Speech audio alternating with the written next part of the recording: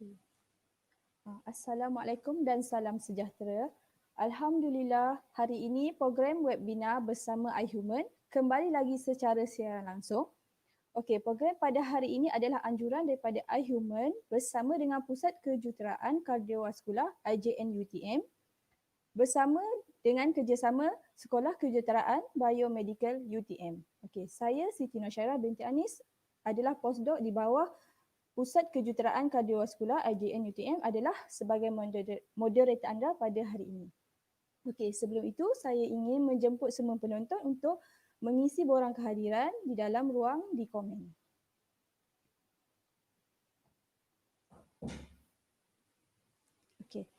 Okey, topik kita pada hari ini adalah berkenaan dengan satu badan ataupun satu persatuan sukarela yang memberikan penilaian dan juga akreditasi kepada makmal penjagaan dan juga penggunaan haiwan yang memenuhi beberapa kriteria seperti kecekapan teknikal, sistem pengurusan yang konsisten dan sah secara teknikal di mana ianya diiktiraf oleh piawaian di peringkat antarabangsa.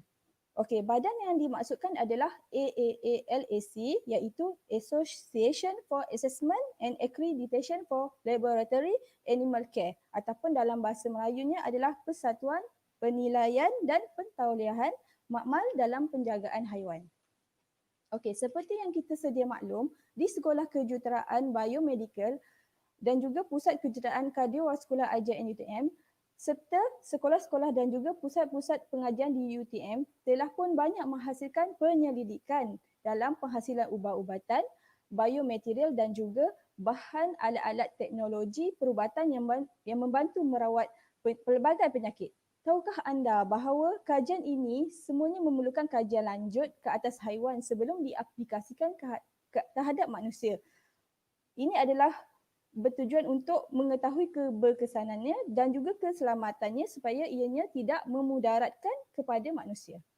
Okey, kajian ini biasanya akan dilakukan di dalam makmal-makmal universiti, di sekolah perubatan dan juga syarikat-syarikat farmasi dan juga syarikat-syarikat yang menyediakan perkhidmatan pengujian haiwan kepada industri. Namun, untuk mewujudkan makmal ini, kita memerlukan garis panduan dan juga protokol yang telah diluluskan dan juga yang telah didokumentasikan untuk memenuhi piawaian dan juga kualiti yang telah pun ditetapkan supaya ianya menghasilkan keputusan yang boleh dipercayai oleh masyarakat di luar sana. Okey, dalam erti kata lain, makmal yang telah pun mendapat akreditasi adalah sebuah makmal yang cekap yang mempunyai kualiti kerja yang baik daripada kaki tangan yang terlatih dan juga berkelayakan. Okey, oleh itu objektif topik kita pada hari ini adalah untuk memberikan pendedahan dan persediaan kepada pihak pengurusan dan juga penyelidik universiti bagi mewujudkan makmal haiwan yang diakreditasi di peringkat antarabangsa untuk penjagaan dan pengurusan haiwan dalam bidang penyidikan dan inovasi. Okey, untuk pengetahuan penonton di luar sana, Pusat Kejuruteraan Kardiovaskular IJN-UTM juga telah sedang pun dalam perancangan untuk menubuhkan sebuah makmal haiwan di UTM.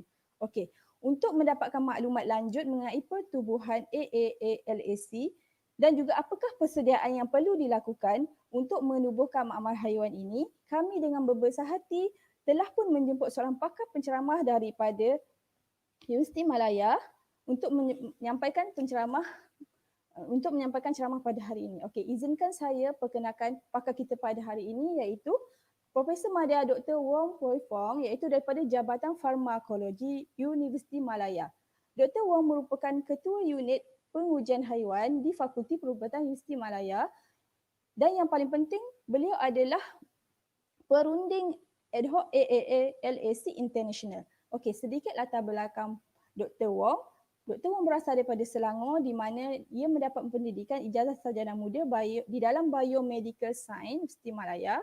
Kemudian beliau telah mendapat diploma in Tropical Medicine di Nagasaki University dalam bidang virologi. Seterusnya, beliau telah pun melanjutkan pelajaran dalam bidang Master of Medical Science di Universiti Malaya dalam bidang virologi dan akhirnya beliau telah pun mendapat PhD dalam bidang kanser biologi juga di Universiti Malaya. Okey, buat masa sekarang, Dr. Wong adalah seorang pensyarah, pendidik dan juga pentadbir di Fakulti Perubatan Universiti Malaya. Okey, tanpa melengahkan masa lagi, saya menyerahkan skrin ini kepada Dr. Wong untuk berkongsi ilmu kita pada hari ini yang bertajuk AAALAC International Accreditation for Animal Care and Use Program. Okey, dipersilakan secara hormatnya Dr. Wong. Hai, terima kasih Dr. Syaira.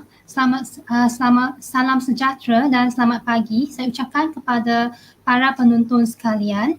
Terlebih dahulu saya ingin mengucapkan terima kasih kepada pihak pengurusan iHuman Pusat Kejuruteraan Kardiovaskular IJN UTM, Fakulti Biosains dan Kejuruteraan Perubatan di atas jemputan sebagai pensyarah.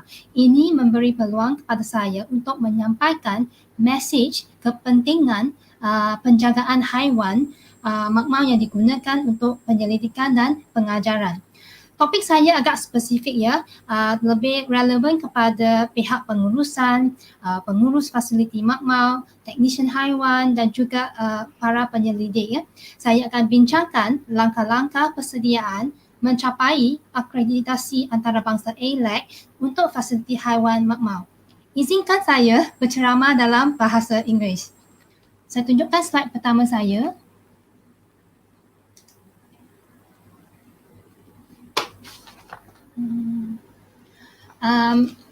I will take your question at the end of the program.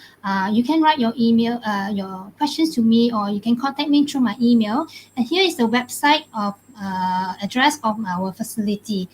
So as you see the title here, AAALAC International Accreditation for Animal Care and Use Program. I mentioned here program, which means it's larger than just a facility, all right? So we all know that we can't run away from using animals for research, especially when it comes to testing, safety testing of drugs, vaccines, and medical devices. So animals are used for efficacy study. Basically, we want to see if the product, all the drugs can produce the response we want to see in human. And after that, there are regulatory bodies that require safety and toxicity data for submission of approval before the drugs or vaccines or medical devices can be marketed. So I am aware that Pusat Kejuruteraan Kardiovaskular IJN UTM, they are doing a lot of medical devices, so they are interested in testing in animals. So this is an example of the use of animals. So you see, this is a drug discovery process. So after the in vitro assays, then there will be a preclinical drug development where we use small animals for testing, and we move on to higher order animals for testing after that. All right. But I want to stress here the ethical use of animals for research. So according to McCarthy and Perry, using animals in research is a privilege, hak keistimewaan granted by society yang diberikan oleh masyarakat kita kepada para penyelidik with the expectation, ada justifikasinya, that such use will provide either significant new knowledge, pengetahuan yang signifikan, pengetahuan baru, lead to improvement in human and or animal well-being. Okay, so this mandates the use of animals for research and testing, mandates responsible and humane care of the use of these animals. Maksudnya kita kena guna haiwan makmal dengan secara bertanggungjawab dan juga berperikemanusiaan. Alright. So what is AAALAC? As Dr. Syaira mentioned, it stands for Association for Assessment and Accreditation of Laboratory Animal Care International. So it is a non-governmental, non-profit organization that evaluates facility that use animals for research teaching and testing according to a certain standards. So if the institutions have met the criteria of the standards, then the accreditation will be given to the institution. So there are currently more than 1,000 organizations in 49 countries have earned AAALAC accreditation. So their goal is to raise the global benchmark for animal well-being in science. Basically meningkatkan tahap penjagaan haiwan untuk kegunaan penyelidikan dan pengajaran. So I checked last week. So in Malaysia, we have two facilities that are AAALAC accredited. One is my facility, Faculty of Medicine, and the other one is IFARM. I hope UTM will join us soon, all right? What are the benefits of AAALAC accreditation? It basically represents quality, all right? So here we are showing that we are committed, we are serious about the welfare of animal use in research. So we will show that we are the quality of the data that we produce, the good science that we produce if we are AAALAC accredited. It promotes scientific validity. So when you have superior animal care, so results generated from the experiments will be reliable. So therefore, it promotes scientific validity, and then it will improve better research practices and outcomes. Because of your reliable data, this will provide global assurance in the global marketplace. Meaning, if you want to attract more collaborators, international, local, you want to attract industry players, then this is a form of assurance. Getting AAALAC accreditation is a form of assurance because of the good science and the quality research that you produce. In addition, it also demonstrates accountability. As I said, this is a privilege given by the society for scientists to do use animals for research. So here we have to demonstrate accountability that we are serious in animal welfare issues, and we'll do above and beyond what is required by the law to make sure the animals are well taken care of in research. It is also a recruiting tool, meaning that if you have a very good facility, you're generating nice data, doing good science, you will attract talents. You will have researchers wanting to join the facility.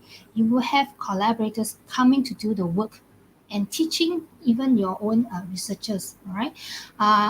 For my facility, I've seen how our support staff, not knowing anything about animal husbandry, and they are now so well trained in taking care of the animals. And of course, this AAALAC will stimulate continuous improvement because you need to ensure that the standards are maintained. So you continue to study what are the current best practices. So stimulates continuous improvement. So what has AAALAC done for UM? Right. So we were able to generate a lot of high impact research. All right, and no doubt a lot of international linkages and collaboration. We were able to maintain our research university position as well as improving our world university ranking. All right. So to summarize it, what does AAALAC accreditation represents? It represents quality. Okay, promotes good science, helps to generate high impact factor publication, promotes collaboration. Most importantly, we are doing good animal welfare here. We are compliance to the national law and regulation. We're going to talk about Animal Welfare Act 2015 and accountability to the general public. And also international harmonization and recognition. Basically, I have researchers applying international grants doing animal work. So we have to provide information on what kind of facilities that we have. And having an AAALAC accredited animal research facilities does help in international grant application. Okay. So as I mentioned earlier, we're talking about AAALAC accreditation of animal care and use program. So it's a program. It's not just about the physical building. Okay, it's not about the lab. Here, the program includes animal. So we have to demonstrate that the animals are healthy, they are happy, no distress. The animals' health monitoring is in place. We're talking about veterinary care. So you must have veterinarians to provide medical care to the animals. Facilities, animal husbandry as well. Your staff users, they must be trained to handle animals, feeding the animals and changing cages. Facilities, of course, there are certain requirements that you need to meet. The building, the labs, there are requirements which I will share with you later. And equipment, I'm sure you're all used to this equipment. You need to show calibration records, preventive maintenance, all right? Professionals, so we will have to have continuous trainings for staff, for the vet especially is very important, technical support, administrative support, and lastly, we cannot overlook this institutional policies and program. Okay, so you need to look at your institution. What policies do you have? What are you lacking? You need to set them up. So AALAC accredits all of this, not just the facility. So what is the process like? So if you are interested to apply for the accreditation, first do an internal review. It's like your internal audit, self-audit. Look at your facility, look at your resources. What do you have? What are you lacking? Apply for them if you are lacking, all right? People, they are very important to help you for this accreditation. And then you prepare a document called program description. So in this document, you describe all aspects of animal care and use program. Okay, so your policies, animal housing and management, veterinary care and facilities. So this document can be very thick, depending on how big is your facility. Mine is about 150 pages. Okay, then you submit this document to AALAC, and then the AALAC council member will assign inspector, but we don't call them inspector, we call them site visitors, to come and do an assessment, on-site assessment, something like inspection, but we don't call it inspection, we call it site visit, to look at your facility. And then the issues will be raised to the facility managers, and then the facility managers is supposed to answer all the issues and present these issues back to the council for deliberation and then decision. Okay. So you have to set yourself some kind of deadlines. AALAC accredits in 3 semesters. So we have the winter trimester, summer, and fall. So when you say winter means between January and March, the site visit can happen between January and March, but your program description must be submitted 1 month ahead. All right. So this means a visit can happen between January and March, but it's better to do it earlier so that you have more time for correction, because you need to submit back within a month for the council to make decision. All right. So the later you have your site visit, the less time you have to do for correction. So basically, this is a journey. So if you say you start in January, so start your internal review, prepare your SOPs, facility staff, program description, and then if you target to winter trimester, you submit by December for on-site visit. But if you're delayed, it's okay, you're not ready, you can submit the following year, April or August. So evaluate yourself how much time you need to prepare the whole program. Okay. Sorry. Okay, so I'm just going to give you a little bit of information on our setup in the Faculty of Medicine. If you notice, the accreditation goes to Faculty of Medicine. So this is a limited accreditation. That means the accreditation is for the faculty, not for the entire campus. So you can do this way if the entire campus is not ready. NUS has this entire campus accredited. All right. So here we only have the Faculty of Medicine and all its laboratories accredited. So in the Faculty of Medicine, so we have our own Institutional Animal Care and Use Committee, ICOOC, or in brief we call it Ethics Committee. So our own ICOOC committee, and then we have 5 animal research facilities. The main building is our Animal Experimental Unit, we call AEU. So this is a containment facility. It has a containment facility, meaning we can do infectious agent study, risk group 2. We also have a barrier, it's also a barrier facility, meaning we can do immunocompromised study. It's a positive pressure room and open cage housing. Then we have a satellite facility at the pharmacology department, physiology department, biomedical science department, parasitology department. So pharmacology department and physiology department, they have open cage housing for rats and mice. Okay, biomedical science, we have a zebrafish laboratory, and in parasitology is also a containment facility for infectious study. Okay. Here we stress on our mission. We participate this accreditation voluntary. Okay, we want to achieve excellence in animal care and use. We want to promote advancement in quality laboratory animal research, and then we want to make sure there is a balance between scientific rigor and integrity in animal experimentation. And more importantly, we are aware of the national law, and we want to comply with the national law that regulates animal research. So this is our missions in AEU. Okay.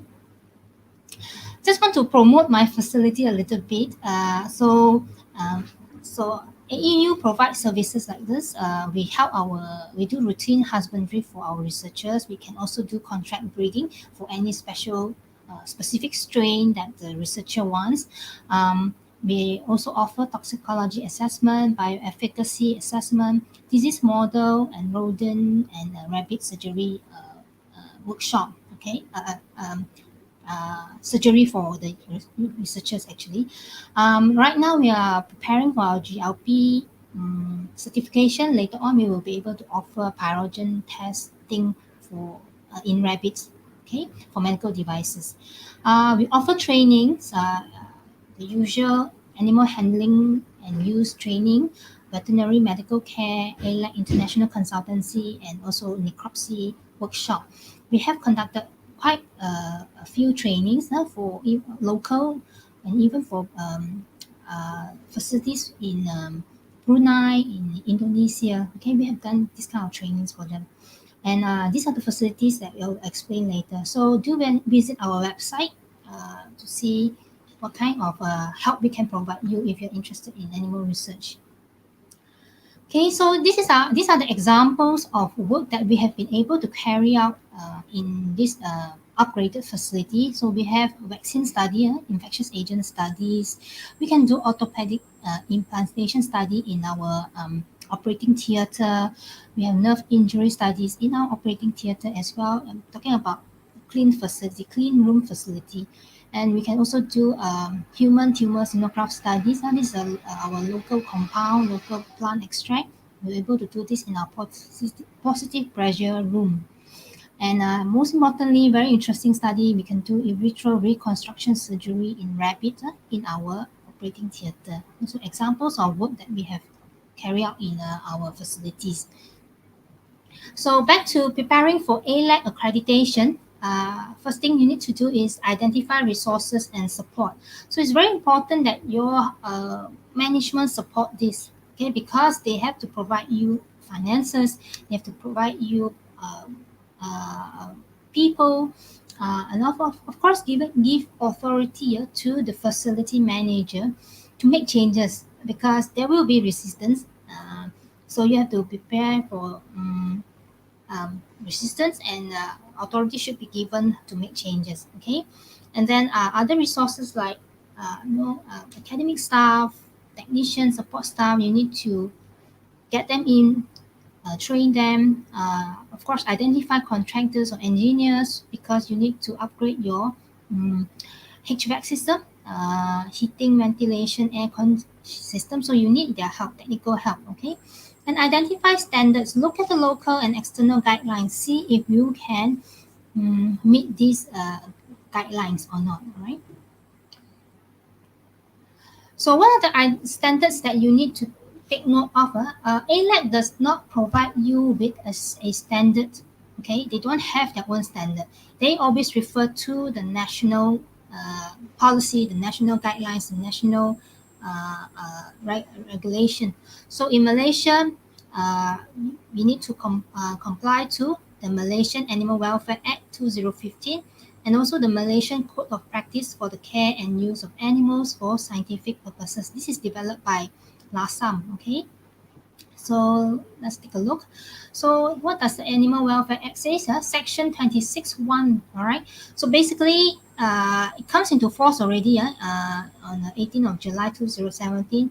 That means we need license to perform research, testing, and teaching on animals. So this is where your ethics committee or ICOP plays a role. So they have to sort out the licensing for the facility. Okay, so section 26(1) stipulates that no person shall use animals in research, testing, and teaching unless all responsible steps are taken to ensure that the physical health and behavioral needs of those animals are in accordance to this act. The animals shall receive where practicable treatment that alleviates pain, unnecessary and unreasonable pain and distress. Okay, and any degree of pain or distress is reduced to the minimum possible in the circumstances where the nature of research, testing, and teaching cannot comply with the paragraph. So basically, you need to show how you can reduce pain and distress in animals, right? Furthermore, Section 62 2C says that prescribe all matters relating to research, testing, and teaching based on the Malaysian Code of Practice for the Care and Use of Animals for Scientific Purposes. So this is prepared by LASAM, Laboratory Animal Science Association of Malaysia. So you can download this Code of Practice from the website. And also there are also other guide, OIE, Terrestrial Animal Health Code Chapter 7.8. You can also download this. Okay. Then there is other international guidelines. The guide, this is the guide used by AAALAC, published by the National Research Council and the Institute for Laboratory Animal Research.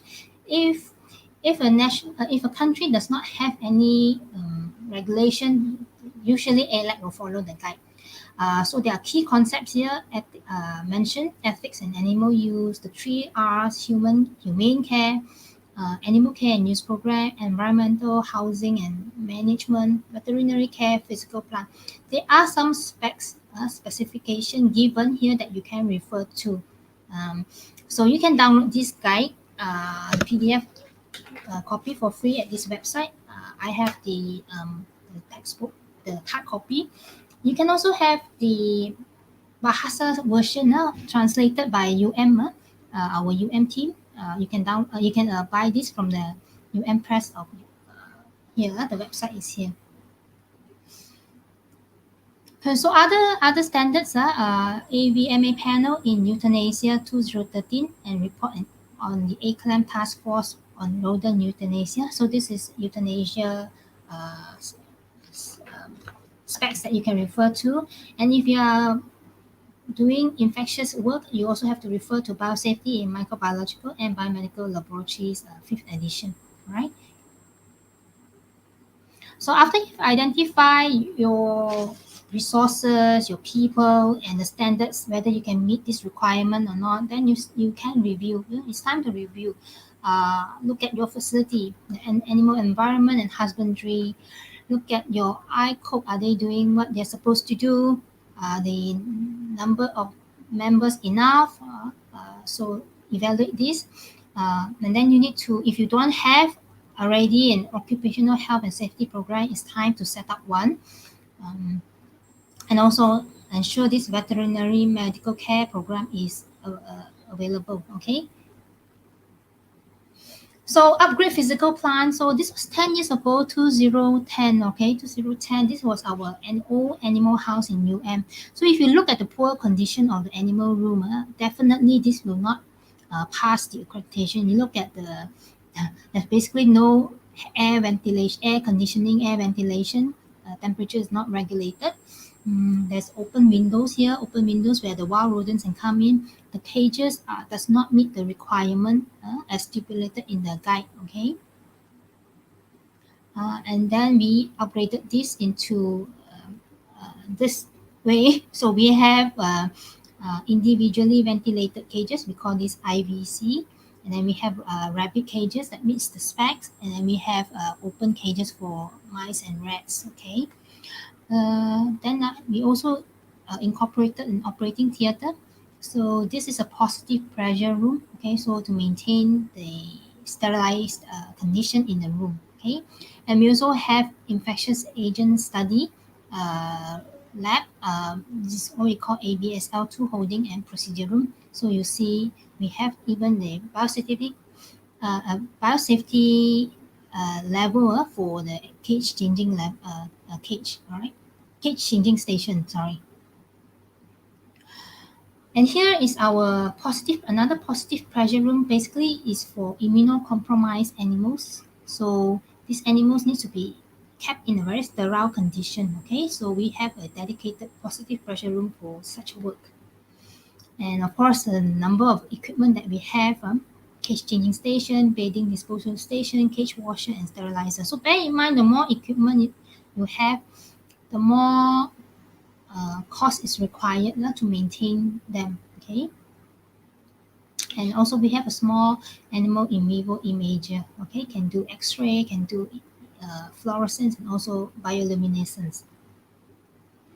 Okay, so that was our main building. This is our satellite facilities. Here you see again very poor animal condition that we need to upgrade. You see we have rats, mice cages in one room.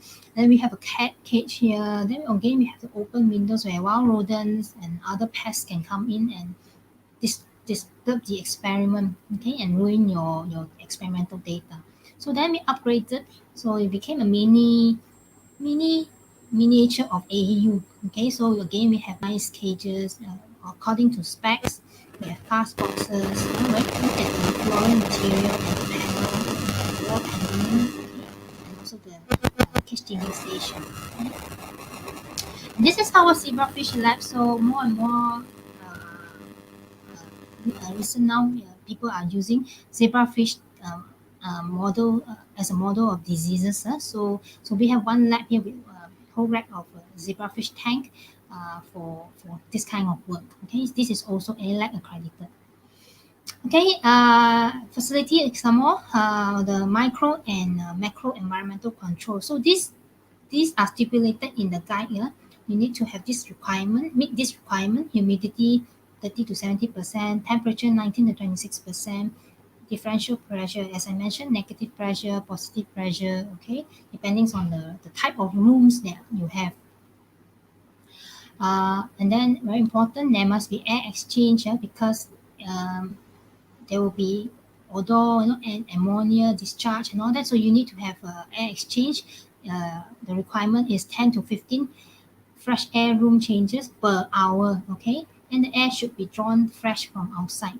So this data you need to submit in your program description. So you can see every room, what kind of air that we have, what kind of filter in that room, the air changes and all that, positive, negative pressure. We have to submit all this data for each room to AAALAC.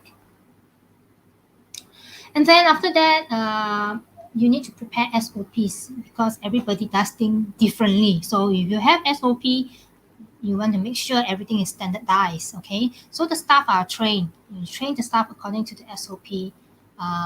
So every process that you do, you need to have an SOP. Okay, so it's from case changing, from even wearing how to wear the PPE, personal protective equipment, sterilization of the cage, rotation of the cages, cleaning of the equipment. We all have SOPs, right? So here more pictures. Our operation. So we have SOP for operation of equipment. This is our huge autoclave, our automatic cage washer, how we pack the cages, how we clean the rabbit cages. Okay, so all must come with SOPs, right? So examples of list of standard operating procedures. So you can see here we have management and administrative SOPs, occupational safety and hazard SOPs, okay, animal husbandry management SOPs, veterinary management SOPs, rodents and rabbits specific for the animal species, operation and equipment. So all equipment must have its own SOP, and also work instructions pasted on the near the equipment. Okay.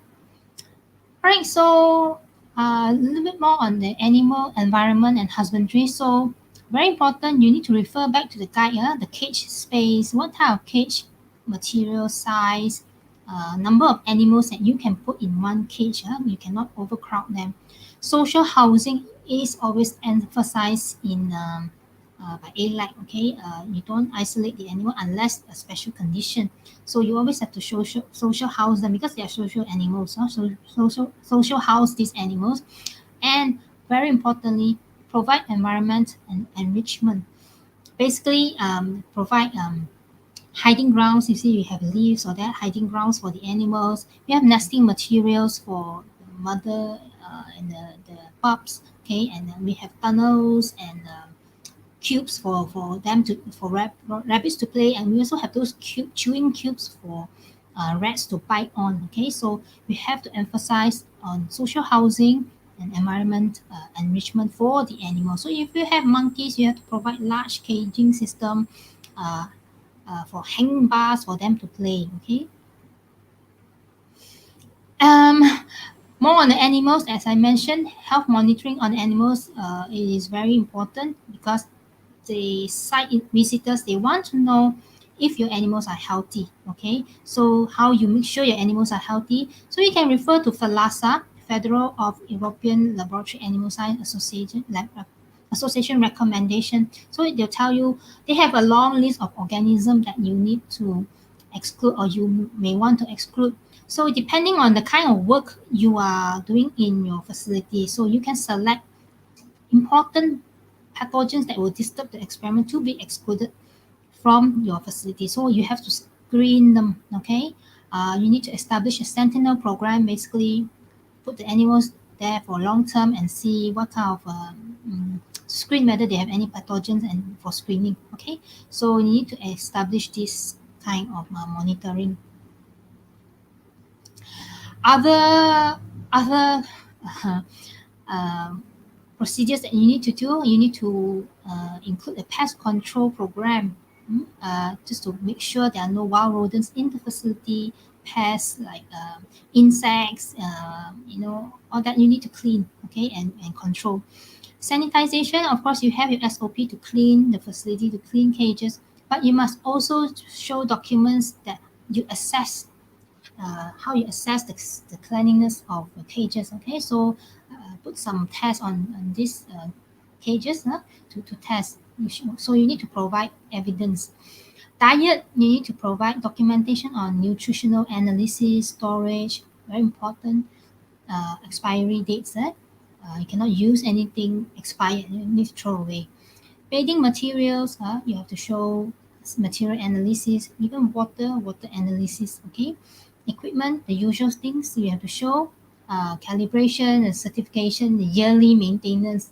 All these are very expensive, so you have to be prepared, prepare financially for all this.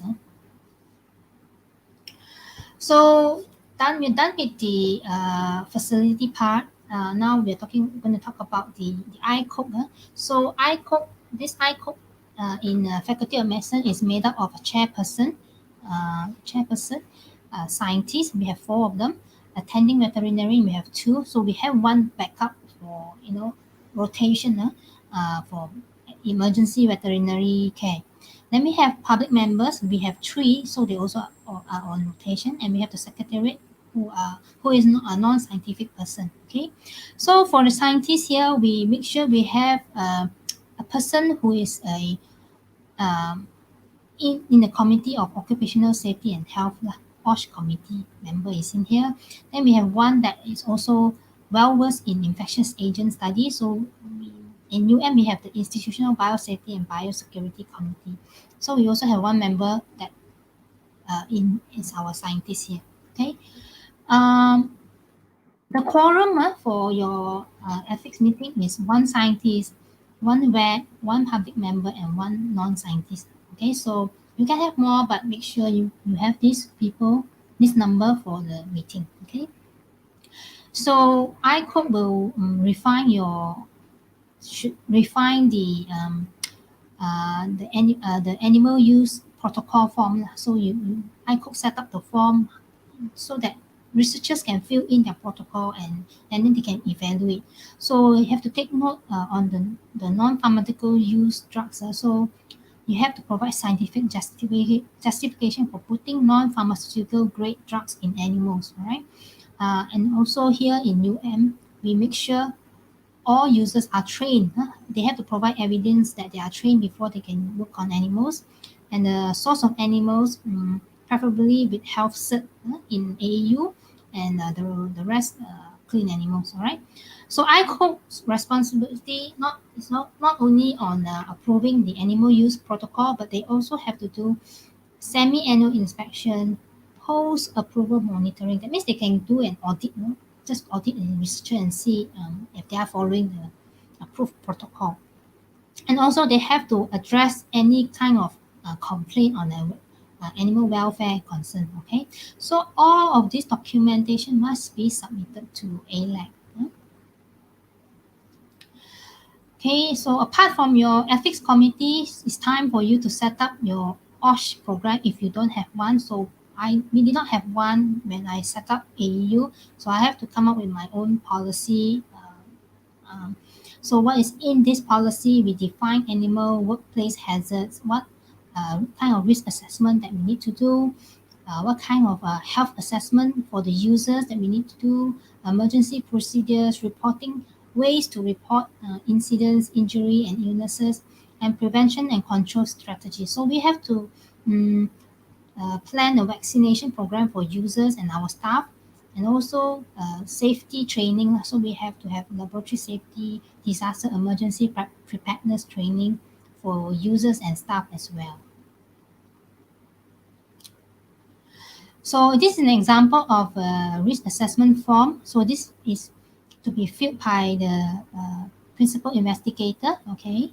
Then we have a medical evaluation form. So the user will bring the form to an OSH doctor, and they'll go through an interview to identify if the user has any kind of existing health condition that may hamper them from doing animal work. For example, allergies and eczema. If we identify those, we will advise the user not to work on animals. Okay, so and also the OSH doctor will identify whether the student will need vaccination, what kind of vaccination required, tetanus, hepatitis B, right? So here's basically a workflow for OSH. PI fill up the risk assessment. Our facility will send the student to the OSH doctor for medical evaluation review. Then the OSH doctor will suggest, based on the history of the student or users, whether he or she needs another tetanus jab. If they are using human sample, they will need hepatitis B jab. Or if they are working on pathogens like you need specific immunization, like I have users working on H1N1, so they will need influenza jab. Okay. So this is the workflow of the OSH program that you need to think about. Okay. Veterinary program, I can't stress how important of having a attending veterinarian. Attending here means the veterinarian really go and treat and manage the animals, and not one that just manage the facility. Okay, so she or he is responsible for the well-being and clinical care of animal use in research, testing, teaching, and production. Monitor and promoting animal welfare. So the veterinarian must have experience, training, expertise, up-to-date practices. So you need to send your vet for training, okay? Continuous training. Just don't stop where she left off, just a cert or what. Given access to all animals, and given authority to treat relief animals of pain. That means she has all the authority given by the management to treat the animals, even when the need arises. No one should stop her from accessing the labs, all right? Because she needs to make sure the welfare of the animals are taken care of. So she also had to provide emergency veterinary care. So on public holidays, weekends, there will be rotation between our two vets to take care of this. Okay.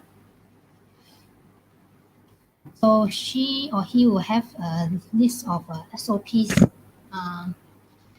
for veterinary management. Okay.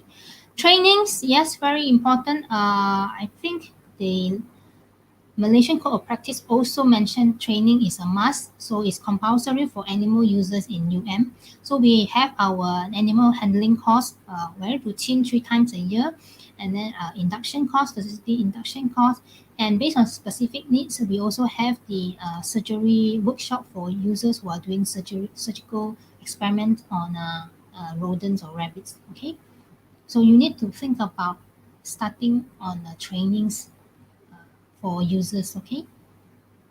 So when you have all those in place, I mentioned the facility, I mentioned the policies, the program, the vet program, the ethics committee. So you have all those in place. You have written your program description. Then AALAC council member will contact you and say, oh, when they can come, they will come, and so on the day they are here to visit you, it's very important to have your institution official around. This is just to show how supportive your higher management is on this whole program. They want to see this. In this case, this was our Prof. Tunku Kamara was our Deputy Vice Chancellor then, Deputy Dean of Research. Deputy Dean of Research. So he was around. So for UTM, you can think about who should be the institutional official. Okay, and then we have the site visitors from overseas. They're always from overseas, and they will raise a lot of questions based on the documents that you sent. And here am I answering all those questions, and this will be followed by visits to all the labs. All right, to all the labs. So you can see they'll be jotting down all the observation that they see. Okay, and then they will raise back to you these issues, and then you have to answer them. Okay, so what are the issues that will be raised? Two types. We call it mandatory or suggestion for improvements, SFI. Mandatory means wajib dijawab. So if you don't answer this, you will not obtain the accreditation. Suggestion for improvements, you can accept it just for a suggestion to improve. You don't have to answer, but usually I will say yes, we take it as a good idea, we will implement this. Okay, but mandatory you must address. And how do you address all this? It is called, you address all this in a document called post site visit communication, a PSVC, and then you submit this whole document with evidence, with pictures, with new data to AALAC council member. Okay, so and then they will take this whole document and then they will discuss and deliberate on the decision. All right. So what kind of categories of accreditation that you will get? So if you are a new institute, new applicant, if you meet all the criteria, you've answered your mandatory issues well, then you will have full accreditation. All right. But not if you somehow could not really answer some mandatory issue, then is accreditation with conditions. So you are still accredited, but you are required to answer the mandatory issue again in the annual report. Okay, and provisional status is not accredited, so you're given 24 months to rectify the mandatory issues. So this usually means you have to probably do a huge rectification on the facility or what. That's why they give you 24 months.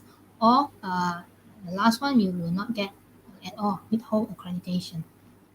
For an institution that is already accredited like UM, so we will continue with full accreditation, no problem, accredited. If you fail again to address mandatory issues, so you have to answer this in the annual report, but you are still accredited. Or deferred accreditation here means you cannot answer, so you're given 2 months more to answer the mandatory issue. And you still can't, then you drop into probation. You're given 12 months to answer the mandatory issue. So if you can't, then your accreditation will be revoked. Okay, so those I highlighted. Strict means you're still accredited, but you're given time to address the mandatory issues. Okay. Right. So I tell you, it's possible. We can get AALAC accreditation because we have done it. So we were the first one in Malaysia to receive full accreditation in 2014. So you can see how big a team we have, how supportive the management is. So we have our DVC, Prof. Awang then, our Dean, Prof. Atiba, Deputy Dean, Prof. Amaro, and all the HODs of the department involved and all the support staff. So how big a team involved in this AALAC accreditation, right? And we were able to continue with full accreditation in 2016, and also last year we were able to continue full accreditation in with full accreditation 2019. Unfortunately, we didn't have the makan like we used to have here. Okay, all right. So I have a take-home message slide here, ending soon. The use of laboratory animals for research and animal testing mandates high standard of care and use, right? You justify why you need to do it, and you have to provide high standard of care, all right? And this requires huge resources to maintain the standard. So bear in mind, it's not just 1 year kind of funding. You need to make sure you have it every year, okay? And AALAC accreditation helps by ensuring these standards are met and maintained. So if you have somebody checking on you, you definitely try to meet the standards. Otherwise, you lose the accreditation status. All right. So, I thank you. This is our last year Raya slide. We can't have Raya celebration this year, but yeah, thank you. This is our AU staff. Thank you for listening. I'll be happy to take questions. Dr. Shaira, back to you. Okay. Thank you very much, Dr. Wong, for the most interesting speech about the AALAC International Accreditation for K and Use program. Okay. Now I would like to open the floor for the Q&A session.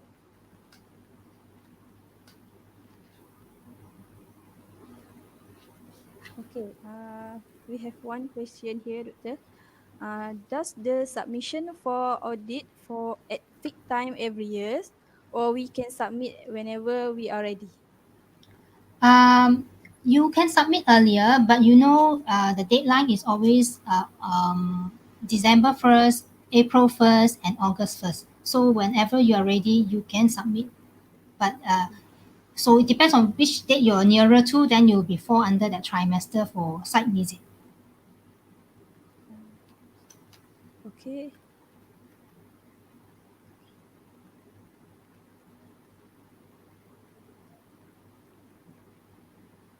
Okay, Doctor. Thank you for your detailed and helpful explanation, Doctor. Well, I think that's all for Q&A session. Okay. Sebelum menutup tirai sesi webinar secara langsung pada hari ini, saya ingin mengucapkan ribuan terima kasih kepada Profesor Madya Dr. Wong kerana sudi berkongsi ilmu dan kepakaran beliau pada hari ini. Terima kasih di atas segala panduan dan juga tunjuk ajar yang bermanfaat. Okey. Terima kasih juga kerana sudi bekerjasama dengan pihak kami, Pusat Kejuruteraan Kardiovaskular IJN UTM dan iHuman. Okey, semoga berjumpa lagi, Doktor. Okey. Sebelum kita mengakhiri program kita pada hari ini, saya juga ingin mengucapkan terima kasih kepada semua staf-staf yang terlibat, Encik Akmal, Balkis, Mira dan juga pengarah Pusat Kejuruteraan Kardiovaskular IJN UTM iaitu Dr. Ahmad Zahran Kuzairi. Okey, jangan lupa like, follow dan subscribe our Facebook, IG dan juga YouTube. Terima kasih.